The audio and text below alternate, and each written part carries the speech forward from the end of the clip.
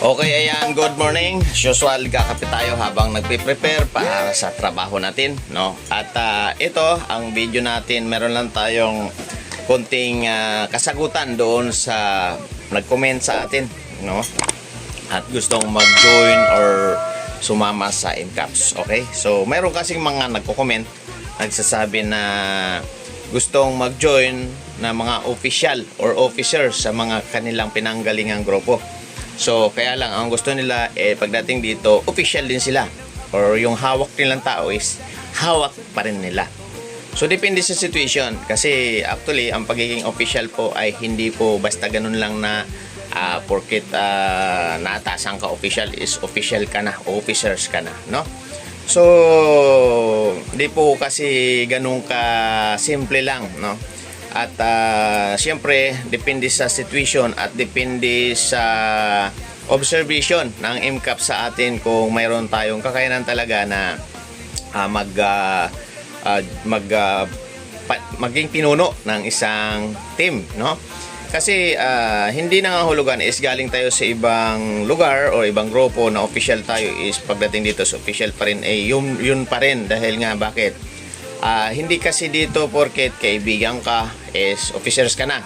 Hindi kasi dito porket kakilala ka is officers ka na.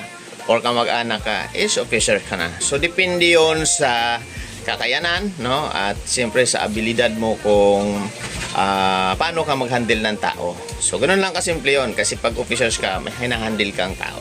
So yun ang ini-improve, no? At siyempre number one, ang mga qualification is yung attitude talaga. Number one yan. Actually, kahit saan naman no? Pero sa trabaho kasi, ang qualification is dokumento, no? Kung medyo mataas yung level mo ng pinag-aralan, mataas yung position mo. So, dito kasi is hindi sa dokumento tayo nakabase. Sa actual situation, kasi actual mo siyang gagawin. So, ganun pa man, yung attitude talaga, kasi yan isa sa nakakasira sa samahan pag bad attitude yung mga officers, no? Then, siyempre, yung kung gaano ka ayos magdala ng team, no? Na maayos, pantay, patas, yon. At siyempre, sa mga activity, sa mga ginagawa ay may guidelines naman yan. May guidance naman, kaya susundan lang naman yon. Pero ang tanong kung paano mo siya ipa-implement ng maayos na walang nasasaktan, ika nga, no? Or walang naargabyado. Yan. So, ganun lang kasimple. So, yun yung sagot natin sa mga gustong mag-officers kaagad dito sa MCAPS. So, ganun pa man, lahat naman ay welcome. Pero yan kasi ay ina-observe, no? Ina-observe muna ng mga officers din na ito ba ay qualified sa ganung posisyon or ano ang kakayanan niya, no? Kasi hindi porket sumali tayo dito, may dala na tayong tao, officers ka na kaagad. Or ikaw rin ang hahandle ng tao na dala-dala mo. So, hindi siya ganun ka-automatic. So, kailangan mayroong dadaan tayo sa observation ng mga officialis ng MCAPS. Kung ikaw ay pupwede or qualified na pupwedeng humawak ng isang grupo. Kasi, minsan, gusto lang nating humawak ng grupo as a brotherhood, no? Or mga kumpare lang natin yung mga nandyan, kasama natin. So, negative siya, no? So, kailangan, pag humawak ng grupo, meron kang kaakibat na responsibilidad na magagawa mo, magagampanan mo yung kung anong inatas sa iyo.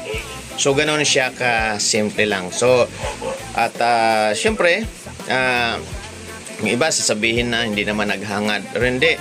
Kasi isa sa mga nagiging problema yan sa mga grupo, no? Or sa kahit sa trabaho, posisyon, yan. Then, pira, yan. Then, politika, yan. Then, religion, yung apat na yan. Yan nagkakaroon ng problema. So, kaya hindi dito inaano yung mga ganyang bagay. So, wala dito yan. Kaya nga, sa MCAPS, bago man tayo dito, pero matagal na sila si MCAPS, no? 11 years na sa serbisyo ng NGO, no? Kaya ito ngayon mas nag-improve dahil sa mga sistema na pinapa-improve din, siyempre, di ba? So ayan, so ganyan lang kasimple. Pag tayo ay gusto mag-officer, dapat ay number one is attitude, good attitude talaga. Wala tayong kumbaga bad ano sa isip natin at sa puso, no?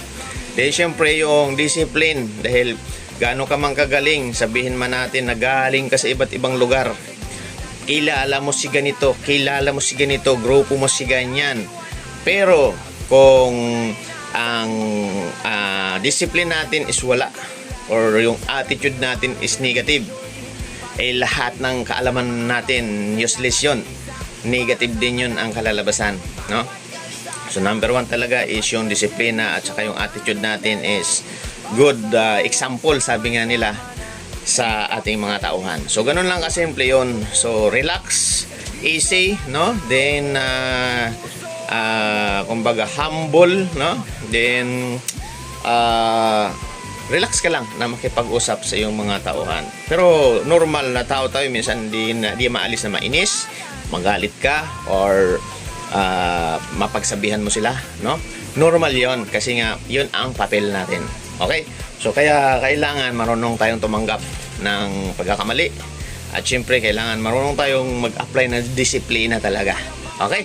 So yan po yung ating masasabi doon sa ilan mga nag-comment. Hindi lang sa akin, sa iba naming mga kasamahan may nagko-comment din na gusto nga mag-join, na dala yung kanilang mga grupo, mga tauhan, at siyempre hindi man yung iba hindi man din na direct sabihin na kami pa rin ang hawak nito,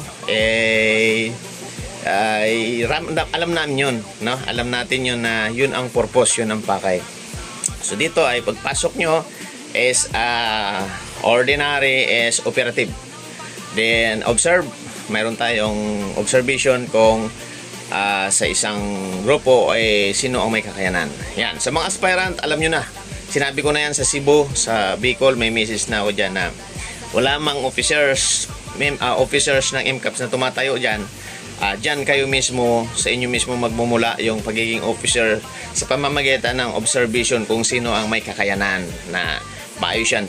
Sample yung seminar dyan sa Bicol at Cebu, kung sino makapagbuo niyan at sinong medyo na nagkaroon ng masigasig na ginawa yan o magawa yan na mabuo yung seminar, ay ibig sabihin siya ang may kakayanan na humandil dyan sa lugar. So yun po, no? Kuya Isko official po, at siyempre Double Delta Whiskey. Ayan, at time check natin 6:30. Ligo na tayo, then alis na tayo, punta na tayo sa trabaho. So mabuhay po. Ang ating almusal ay itlog, okay? Then mainit na kape. So mabuhay. Thank you. DJ drop.